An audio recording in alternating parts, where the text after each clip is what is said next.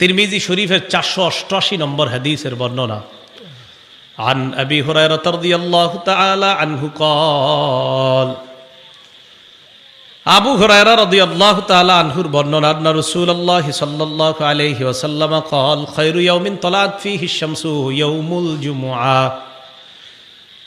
নবীজি বলেন, দিনের মধ্যে, আজকে বুধবার, কালকে বৃহস্পতিবার, পরে শুক্রবার, এই যে দিনের মধ্যে শ্রেষ্ঠ দিন হলো শুক্রবার।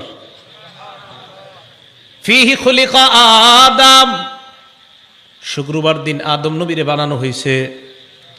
ও ফিহি উদখিলাল জান্নাহ, শুক্রবার দিন, জুমার দিন আদম নবীরে জান্নাতে প্রবেশ করানো হয়েছে।